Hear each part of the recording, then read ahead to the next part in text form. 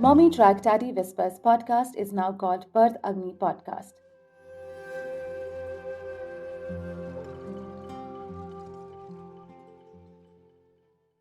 Hey, good morning or good evening, whatever time of the day that you're listening to me.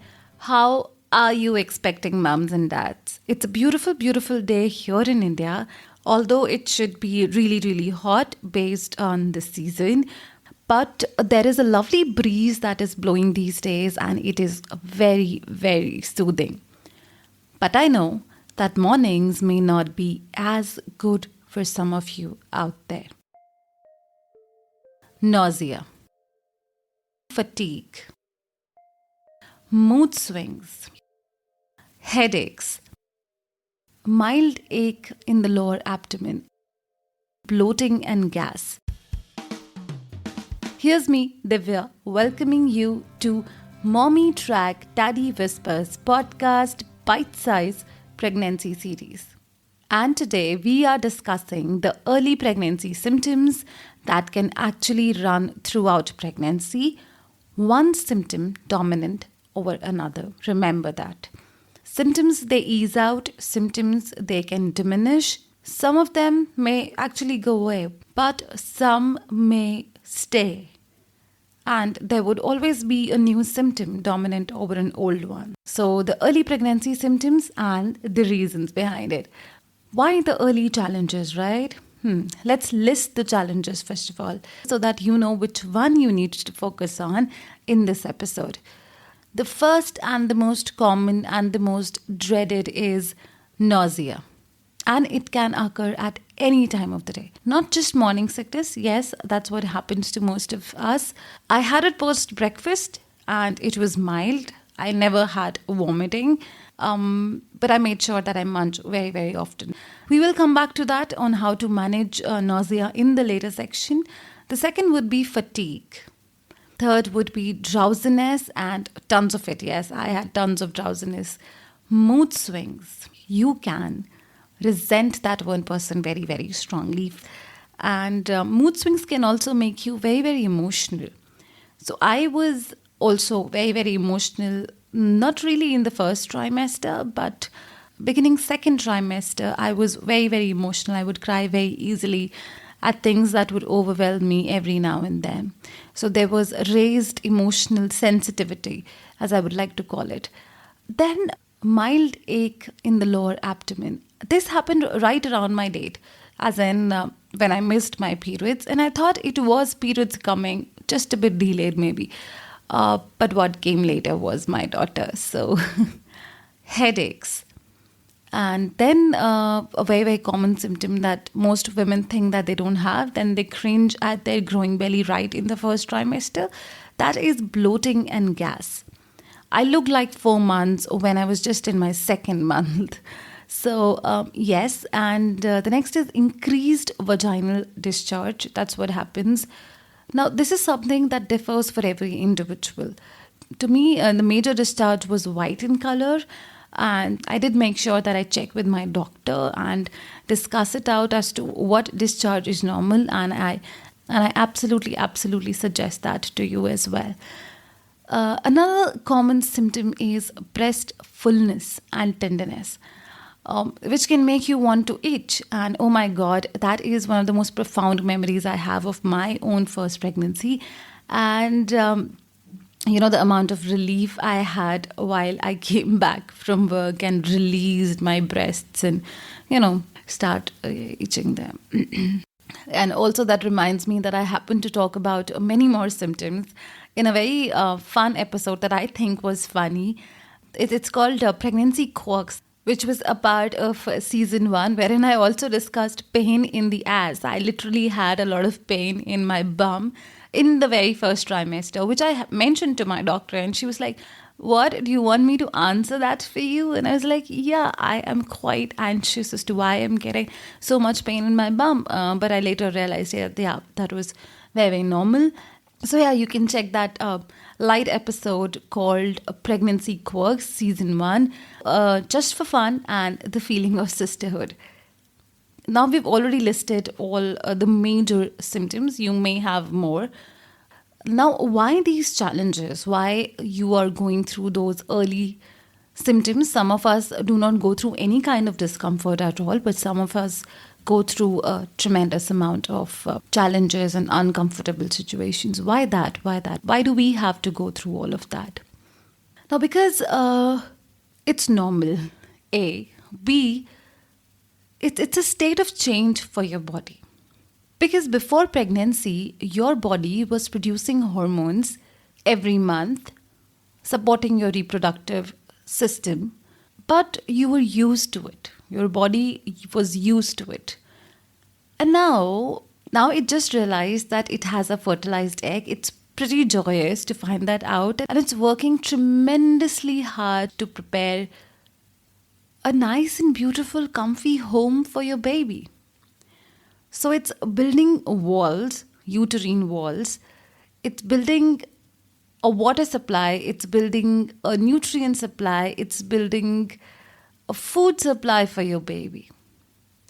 It's building passages for its exit when it's fully developed. All that is happening simultaneously, and your body is prepping up for all the work that it needs to do later as well. So the first trimester is also called the adjustment phase of your pregnancy, because your body is also getting used to the new work that it has started doing with tremendous joy. So it will take you time before you get used to the new feeling of being pregnant too. Now let's break down all these symptoms and discuss for each one of them, why do we have them? What's happening in our bodies that makes us feel those situations? So the first one would be nausea. The reason is actually what everybody tells you. It's the increase in the hormone levels in your body. Now your body was already producing some hormones, and with the new phase of life, it's not only producing additional levels of the hormones that it already was producing, it's also producing new additional hormones. For example, it's producing HCG hormone that you get tested for to confirm your pregnancy. It's producing oxytocin, it's producing relaxin, CRH, and a lot of other hormones that we don't even name. So you and your body are adjusting and stabilizing to this new initial change, and that's what causes nausea. Theoretically, that's what causes nausea. Now, alongside hormones, there are additional triggers for it. There are additional reasons that cause nausea, cause vomiting. And you need to figure that out for yourself, and you need to get a handle at that. It can happen because you have not eaten for a very long time, which is why morning sickness is so common. If you've not eaten for a long time, your body may throw up, right? Which is why it's very important and it's advisable that you eat very frequently and keep munching. And if you think that your condition with nausea and vomiting is very severe, you should definitely check out with a doctor or a nutritionist for the start. It can also be because now you may be very sensitive to certain smells. Now those certain smells can also trigger nausea in certain people. For me, poha and onions specifically were troublesome. I did not have a lot of nausea, but I knew definitely कि पोहा में प्याज अगर बन रहा है या डल रहा है तो मेरे को नहीं खाना है. I need to stay away from that because it will make me puke, it will make me vomit. Another reason for nausea getting severe is heartburn and gas. That gas can accumulate in your stomach, so you need to tackle that gas as well. You need to drink a lot of fluids throughout the day. Make sure the water intake is in good amount. And you also need to make sure that you keep eating every few hours, so your stomach is not empty. Now, a note of caution here would be that if your nausea does not stop, if your nausea is very frequent, the vomiting is very frequent, and it happens a lot many times throughout the day, you should definitely check that out with your doctor. The doctor may prescribe some medicines to give you relief. And don't worry, a little bit of throwing up, a little bit of vomiting will not harm your baby. It's normal, it's natural, it happens. Yeah, your house is pretty much strong and the walls are being built. Now, very related to nausea is heartburn and constipation and bloating. Now, this happens because your body starts retaining food in the stomach because the opening of your stomach muscle, the muscle at the opening of your stomach, that relaxes, that starts relaxing, courtesy relaxin hormone in your pregnancy. That also makes sure that different ligaments and parts of your body on muscles relax to make ample space for your baby later. It's preparing for childbirth, which is why you may feel full a lot of times, which is why you feel gas, which is why you can feel bloated. And also your body tends to retain food for a longer time in the intestines because it wants to make sure that all the nutrients are absorbed from your food, which is why constipation is a very, very common symptom in pregnancy. So make sure that you drink a lot of fluids, you have a healthy diet, you walk a lot. All of this will help you manage these symptoms better. The next is drowsiness, fatigue, and headaches. Why do that happen? Now, your body is working really, really fast. The major baby organs are formed in the first 8 weeks. It is working really, really hard. And it needs rest as well, which is why it gives you those signals of drowsiness and fatigue, because it wants to replenish its resources of energy to get back to work, right? Your body is workaholic, but it also understands that there has to be a balance between work and replenishment so that it continues to work in a healthy way, which is why drowsiness, which is why fatigue. Headaches are a common symptoms because of that. So if you don't sleep, you may get headache. A very good advice for all pregnant women out there would be your intuition tells you a lot about what your body is going through, which is why you have signals for sleep, which is why you have signals for drowsiness and fatigue. Listen to your body. Find as much me time as is possible for you because you're going to anyway cry later that you don't get it. So observe your needs and rely on your personal intuition. Sleep when you feel the need to sleep. If you have fatigue, don't overdo yourself. Do not exhaust yourself. Your own body is your biggest guide in pregnancy. Nature is powerful, nature is mysterious, nature is beautiful, and nature is your guide. Your own body is your guide. So again, sleep when you feel like it, exercise as per your routine, but when you feel that you have exhausted your resources, you need to lie down, you need to sit down, do that. Listen to your body. You're witnessing nature unfold itself right within you. You'll be marveled with your body's capabilities and the power of you and nature. Build on that trust. Build on that trust with you, your powers and your body right from the start. Pain in the lower abdomen and joints and hips and vaginal discharge. Why do that happen? Like I said, your uterus has changed. It now houses a life. It's a new home for a little you are forming, which is building your placenta, your umbilical cord. It's doing all of that. And there's so much happening in your body. A little discomfort there is normal in the lower abdomen. And pain in the joints and hips. That's because of the hormone relaxin, like I said. It starts relaxing your ligaments and joints in preparation of childbirth, in preparation to bring your baby in your arms. So these pains, they come and go and they keep coming even later. Because of all these changes, there is a vaginal discharge that you feel, and that's again normal. But if you suspect anything that is a little too much of a discharge, a very smelly discharge or a different colored discharge, blood, or you even feel, your intuition tells you that they're extreme, contact your doctor. Most of the symptoms are okay, but it helps to know that what you're going through is normal, and so it helps you enjoy the process more beautifully. And I hope all this information about what your body is going through also helps you embrace this new, beautiful, miraculous part of your life, and helps you sail through this challenging time, if it is challenging for you, a little bit better. And your emotional sensitivity is again because of the hormone changes in your body prepping for the new life. All this causes mood swings. Remember, mood swings were normal in your menstrual cycle as well. It's just a little heightened, a heightened version of your mood swings. You may, become emotional very soon. You may not like certain things that your spouse says.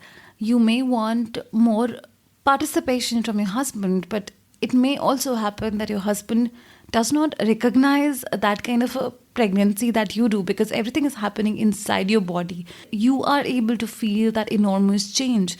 But for your husband, he is a spectator. He's not able to see all of that.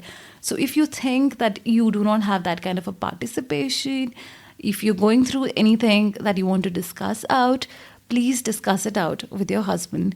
Tell him about your emotional changes, your mood swings, things you like these days, people you want to hate. And sometimes when you really, really like him, there might be times that you really feel lovey-dovey for him, a little more than you used to. So talk it all out. Enjoy this beautiful phase. And yeah, before we wrap up, I remember there was something that I promised you I will tell you in the next episode. So, which was about how do you prepare a family member to be your doula at the time of childbirth. So you can prepare a family member to serve you as a doula without having to hire one by taking what is called a birthing class. You already know about that. They teach you all about support, emotional support, how labor progresses, different stages of labor, how you can build a calming environment around you, how to cope with different stages of labor, what different stages of labor mean for you. And all that information, all that knowledge, the confidence that childbirth educators instill in you, that can, help prepare your husband or your mother or your sister to be that emotional support, to be that doula for your childbirth. Definitely talk to your childbirth educator on the fact that you want any of your family member to serve you as a doula, and see what they have to offer. So that was the ABC of early pregnancy symptoms. I hope it helped. On that note, sending you lots of love, strength, power to you. You got it within you. You got the power. We are now on Ghana and Amazon Music too. You can follow us there or send a friend who uses these apps who can benefit out of this information or this specific series. We are here to provide answers. Like I said, we are running an Ask Your Gynecologist theme. If you have any questions, do send in here. And if you're not feeling really good and you're not able to share your pregnancy symptoms with friends and family, you can listen to this episode that we did in season 1, Pregnancy Quirks. It is a light-hearted episode where I tried to, add humor to my experience of pregnancy symptoms and how odd they were, because I did not know why I was going through what I was going through. Do tune in to that if you want to. And write your queries to us at @mommytrackdaddyWhispers@gmail.com. If you're here till the end, you are already a part of the community that we want to build by answering your questions, by helping you take informed decisions, enable you take informed decisions throughout pregnancy, childbirth, and postpartum. In the next episode, we will talk about due dates and what do they mean for you? How are they calculated? Why do doctors tell you that you need to be induced, and your fears of getting induced and waiting for natural labor? All of that in the next episode. Let the waters settle and you will see the moon and the stars mirrored in your own being. Rumi. Tune in to yourself, follow and subscribe. Take care, lots of love, stay tuned.